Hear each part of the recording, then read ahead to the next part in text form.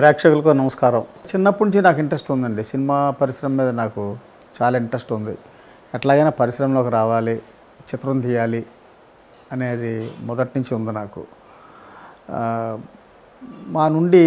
మా ఫ్యామిలీ నుంచి రాజబాబు అనే అప్పట్లో పెద్ద కమెడియన్ అండి ఆయన మా మధ్య నుంచే సినిమా ఇండస్ట్రీకి వెళ్ళాడు. ఆయన చూడడానికి నేను అప్పుడప్పుడు మద్రాసు రావటం, షూటింగ్లో ఆయన ఎమ్మడి తిరగటం ఇటువంటివి చూశాను. అప్పటి నుంచే నాకు ప్రగాఢమైన కోరిక, ఎలాగైనా సినిమా ఇండస్ట్రీలోకి రావాలి, ఇక్కడే సెటిల్ అవ్వాలి, ఇక్కడే ఏదో చేయాలి అన్న దాని మీద చిన్న వయసు నుంచి నాకు అనిపించి ఈ ఫీల్డ్కి రావటం జరిగింది. మన్మథ లీల అనే సినిమా అనుకోకుండా నేను మన్మథ లీలై అనేది చూశాను.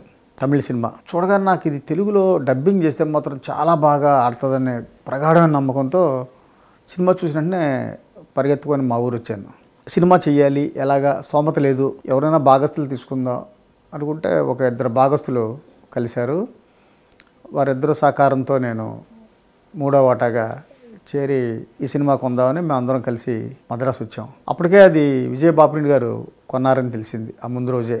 ఆ వెంటనే మేము విజయ్ బాపిరెడ్డి గారి దగ్గరికి వెళ్ళి, ఏమండి ఈ సినిమా మేము చేసుకుంటాం, మాకు ఇస్తారా అని అడిగాం. ఆయన కాసేపు ఆలోచించి, సినిమా అయితే కొన్నాను కానీ బాబు నాకు చేసే ఉద్దేశం లేదు, డబ్బింగ్ చేసే ఉద్దేశం లేదు.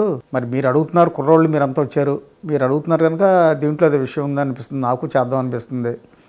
సరేనండి మీరు చేయండి, మాకు అది ఒక జిల్లా 2 జిల్లాలో మాకు ఇవ్వండి, మేము తీసుకుంటాం. ఆయనే సరైన మాట ఇచ్చారు.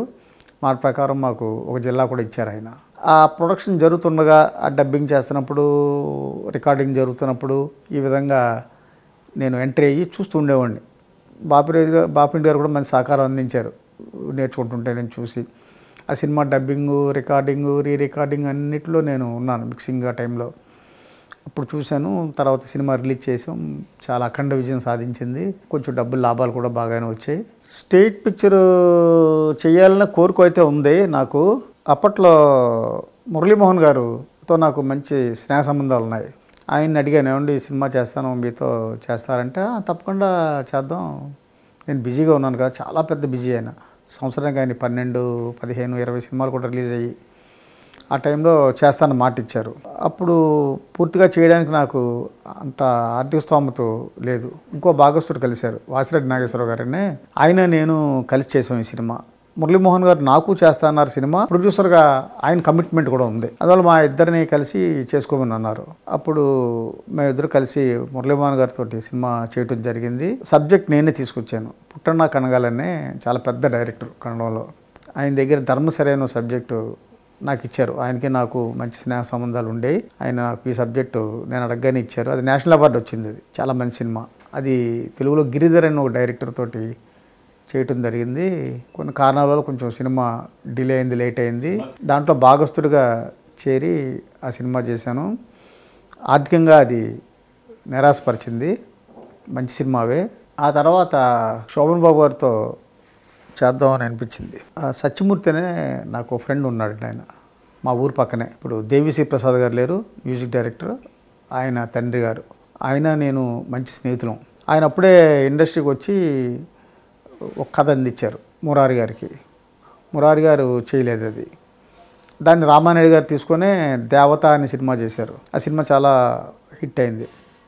అప్పట్లో సత్యమూర్తి రావటం పోవటం, ఈ సినిమా పరిశ్రమలో కొంతమందితో పరిచయాలు ఉండటం ఇట్లా జరిగింది. సత్యమూర్తితో నేను డిస్కస్ చేసి ఒక సినిమా చేద్దాం ఉంది, మంచి కథ చూసుకొని చేద్దామా అంటే చేద్దాం అన్నారు. డైరెక్టర్ ఎవరిని పెడదామంటే కోదండరామరెడ్డి గారిని పెడదాం. అప్పుడే 4 సినిమాలు 5 సినిమాలు చేశారు కోదండరామరెడ్డి గారు. కొంచెం పేరు ప్రఖ్యాతులు వచ్చినాయి.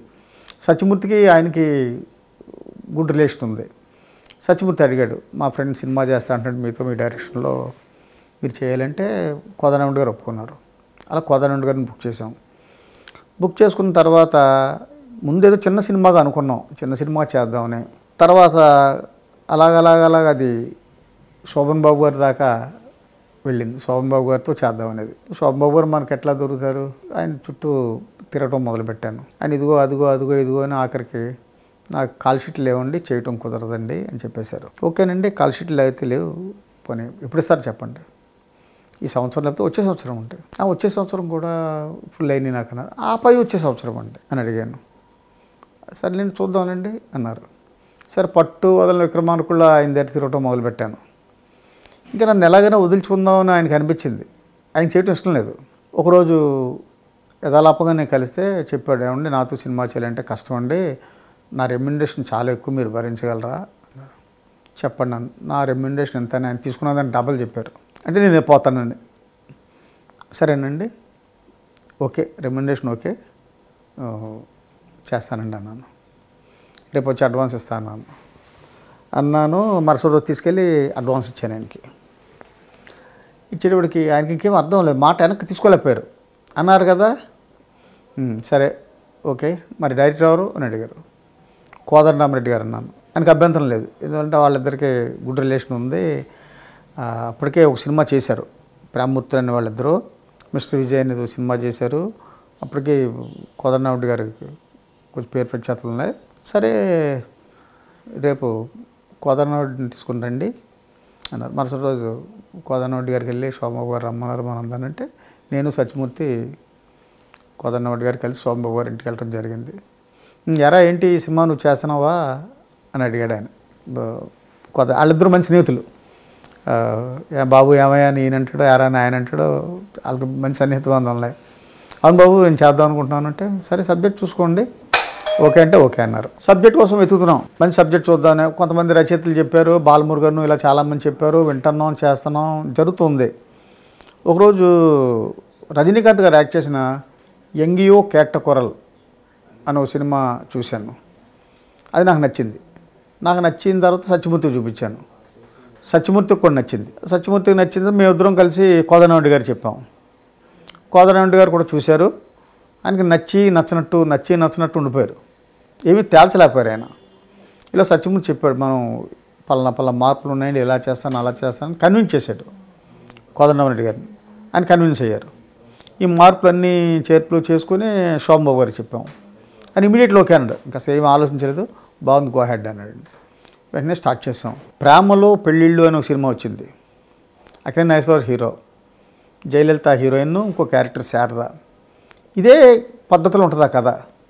కానీ ఆ సినిమా ఘోర పరాజయం చెందింది. ఎందుకంటే హీరోని భార్య వదిలేయటం, అందులో అక్కినేని నాగేశ్వరరావు లాంటి హీరోని భార్య వదిలేయటం, అది తట్టుకోలేక జనం ఫెయిల్ అయింది. ఆ కథనే బేస్ చేసుకొని హిందీ వాళ్ళు రైట్స్ కొనకుండా అప్పనా అని ఒక సినిమా చేశారు హిందీలో ఆ సెంటిమెంట్ రిసీవ్ చేసుకున్నారు. అది పెద్ద సూపర్ హిట్ అయింది. ఆ సినిమాని కొని అట్టూరు పూర్ణచంద్రరావు ఇల్లాలు అని సినిమా తీశారు. సేమ్ శ్రీదేవి జయసుధ చేశారు.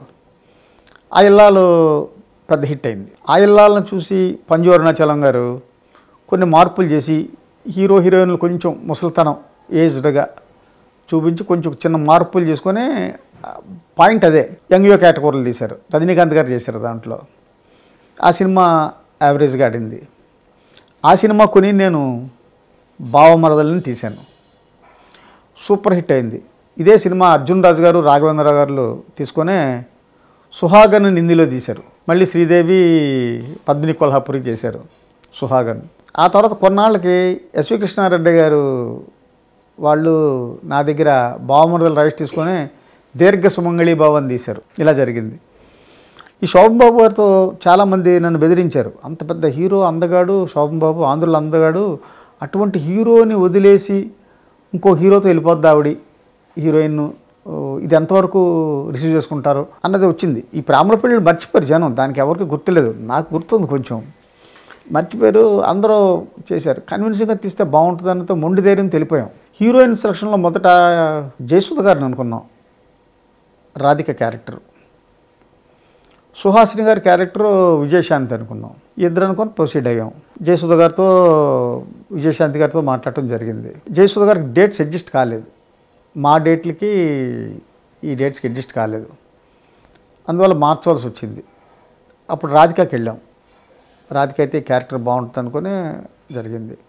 తర్వాత విజయశాంతి గారు ఆ క్యారెక్టర్ చేయడం శోభన్ బాబు గారు ఒప్పుకోలేదు. ఎందుకు ఒప్పుకోలేదంటే, శాంతి నా కూతురుగా చేసింది చాలా సినిమాల్లో, నా చెల్లెలుగా చేసింది, ఇప్పుడు హీరోయిన్గా నా పక్కనంటే జనం ఇబ్బంది పడతారు, వద్దు బాగోదు ఆ అమ్మాయి, ఇంకో అమ్మాయిని మార్చండి. శాంతి మంచి ఆర్టిస్ట్ కాదని చెప్పట్లేదు, కానీ నిన్న మొన్నటిదాకా నా కూతురు చెల్లి లేసింది కదా, ఇప్పుడు సడన్గా నా పక్కన పెళ్ళవంటే వాడికి కొంచెం కష్టం అది, అందువల్ల ఈ అమ్మాయిని కాదు అని చెప్పేసి రిక్వెస్ట్ చేసి, కోదండరెడ్డి గారు కూడా చెల్లి చేద్దామంటే లేదు మార్చమన్నాడు ఆయన. అప్పుడు ఆయనే సజెస్ట్ చేశాడు, సుహాసిని అని ఒక అమ్మాయి వస్తుంది, మీరు అమ్మాయిని ట్రై చేయండి, అమ్మాయి అయితే బాగుంటుంది క్యారెక్టర్కి అన్నారు. సరే మేము సుహాసిని కూడా ట్రై చేసాం. అమ్మాయి ఎగిరి గంతేసి హ్యాపీగా ఒప్పుకుంది. శోభ పక్కన హీరోయిన్ క్యారెక్టరు, కానీ రిసీవ్ చేసుకున్నారు. ఏ కాంట్రవర్సీ ఉన్న కాంట్రవర్సీ అంటే ఏముంది, వదిలిపోయింది, మొగుడిని వదిలిపోయింది, కానీ అమ్మాయి ఏ తప్పు చేయలేదు కదా. తర్వాత పశ్చాత్తాపడింది. అవతల అటు ఉన్న మురళీమోహన్ గారి క్యారెక్టర్ కూడా చాలా మంచిది. ఆ అమ్మాయిని ఎప్పుడు టచ్ చేయలేదు. అమ్మాయి ఎప్పుడైతే పశ్చాత్తాపడిందో తిరిగి ఆయన కూడా పశ్చాత్తాపడి ఈ అమ్మాయిని పంపించేశాడు. వాళ్ళ ఊరు పంపించి ఆయన సూసైడ్ చేసుకున్నాడు, ఆయన ఆత్మహత్య చేసుకున్నాడు. అందువల్ల ఈ అమ్మాయి వాళ్ళు తప్పు లేదు అన్నది రిసీవ్ చేసుకున్నారు. అందువల్ల పెద్ద హిట్ అయింది అది. శోభన్ గారు 30 రోజులు ఇచ్చారు డేట్లు, 50 డేస్ లోపే చేసామండి. అంతా మెడ్రాస్ ఆ పరిసర ప్రాంతంలో ఎక్కడ దాటలేదు. ఒక 2 సెట్లు వేసాం చెన్నై, గోపాలరావు గారు 2 సెట్ ఒకటి, శోభన్ 2 సెట్, దాంట్లోనే అయిపోయింది సినిమా. చాలా తక్కువ బడ్జెట్లో అయిందండి, చాలా కాంపాక్ట్గా బాగా తీశారు కోదండరెడ్డి గారు. అదృష్టం కలిసి వచ్చిందండి నాకు, ఇబ్బంది పడకుండా అదృష్టం వచ్చింది. ఎందువల్లంటే అప్పుడు ఏదో శోభన్ గారికి అడ్వాన్స్ ఇచ్చాం, కోదండరెడ్డి గారికి అడ్వాన్స్ ఇచ్చాం, మరి సినిమా తీయటం అంత డబ్బు పెట్టాలంటే కష్టం. దాంట్లో తర్జన భర్జన పడుతున్నాం, ఏం చేద్దాం ఎలా చేద్దామా అనేది. సత్యరంగయ్య గారనే ఫైనాన్షియర్ ఉన్నారు, సత్యరంగ గారు, సత్యరామమూర్తి గారిని, వాళ్ళు ఈ సినిమా ఫైనాన్స్ చేయడానికి ఒప్పుకున్నారు. ఫైనాన్స్ ఎంత ఇస్తారు, కొంత ఇస్తారు, మొత్తం అంతా మనం చేయలేం కదా. ఫైనాన్స్ మాట్లాడి పెట్టుకున్నాం. ఈలోగా అదృష్టం ఏంటంటే తలుపు తట్టినట్టు తట్టింది. అప్పుడే జిల్లాల వారి సినిమాలు కొంటున్నారు. కొంటుంటే కోదండరెడ్డి గారు చాలా అగ్రస్థానంలో ఉన్నారు, శోభన్ బాబు గారు అగ్రస్థానంలో ఉన్నారు. ఎలాగంటే శోభన్ బాబు గారు యాక్ట్ చేసిన దేవత సూపర్ డూపర్ హిట్ అయింది. దాని వెనకే కోదండరెడ్డి గారు చేసిన ఖైదీ వచ్చింది, అది సూపర్ డూపర్ హిట్. అక్కడ హీరో పెద్ద హిట్లో ఉన్నారు, ఇక్కడ డైరెక్టర్ గారు పెద్ద హిట్లో ఉన్నాడు. నెక్స్ట్ ఇంక మనకేముంది, ఈ బయ్యర్స్ ఎగబడ్డారు, మీద పడ్డారు. సినిమా మాకు కావాలి మాకు కావాలి మాకు కావాలని మంచి చేదోడు వాదోడుగా నిలిచారు. వాళ్ళందరూ అడ్వాన్స్లో పంపించారు. ఏ ఇబ్బంది కలగకుండా హ్యాపీగా సినిమా చేసాం, సక్రమం చేసాం, అన్నీ బాగా చేసాం. దానికి తగ్గట్టు మా కృషికి తగ్గట్టుగా సినిమా కూడా చాలా పెద్ద హిట్ అయింది. 100 డేస్ ఫంక్షన్ చేసాం, చాలా సెంటర్లో 20 సెంటర్స్ దాకా 100 డేస్ ఆడింది. స్లాబ్లో ఆడింది సినిమా, అప్పుడే స్లాబ్ పెట్టారు. మా సినిమా ఆడుతుండగా 40 రోజులు 50 రోజులు అయింది, స్లాబ్ పెట్టారు రామారావు గారు. మరి స్లాబ్ కట్టాలి కదా, అయినా సరే నిలదొక్కుని 18 కేంద్రాల్లో 100 డేస్ ఆడింది. ఆయన మేము ప్రిపేర్ అయ్యి ఇవ్వడానికి ప్రిపేర్ అయితే ఆయన లేదు, తప్పుగా ఉంటుంది మీ దగ్గర, నేను అంత తీసుకోను, నేను ఎంత తీసుకుంటున్నాను అంతే తీసుకుంటాను, మిమ్మల్ని వదిలించుకోవడానికి చెప్పాను అనేది 100 డేస్ ఫంక్షన్లో చెప్పాడు ఆ విషయం. ఆయన మేము ప్రిపేర్ అయ్యామండి మీకు ఇవ్వడానికి అన్నాం. లేదు నాకు తీసుకోవడం ఇష్టం లేదండి, అట్లా తీసుకోండి మీ దగ్గర తప్పది అని చెప్పేసి ఆయన తీసుకోలేదండి. అక్కడి నుంచి అనుబంధం అండి బాగా. అంటే అంతకుముందు ఫ్యాన్గా ఉండేవాడిని, చాలాసార్లు ఆయన్ని కలవటం జరిగేది, ఆయన బాగా మాట్లాడటం జరిగేది. కొంచెం పరిచయాలు ఉన్నాయండి ఆయనతో. సినిమా తీద్దాం మనసు ఉండేది కానీ నా శక్తి చాలదు, ఎక్కడ చేస్తారు శోభన్ బాబు గారు అనే దాని మీద ఉన్నాం. ఇప్పుడు కల్లో ఊహించలేదు నేను శోభన్ బాబుతో సినిమా తీస్తానని, అసలు కల్లో కూడా కోరికలు ఉండి శోభన్ బాబు గారితో చేయాలి, వాళ్ళతో చేయాలి, వీళ్ళతో చేయాలి, అందరితో చేయాలని కోరిక ఉండేది. ఎక్కువ శోభన్ గారితో ఉండేది, శోభన్ బాబు గారు ప్రొడ్యూసర్ అవ్వాలని. అసలు ఉంటే అందరికీ కొందరని నాకు నెరవేరింది, సక్సెస్ అయ్యాను. ఈ వీడియో మీకు నచ్చితే లైక్ చేయండి, షేర్ చేయండి, వెంటనే సబ్స్క్రైబ్ కూడా చేయండి.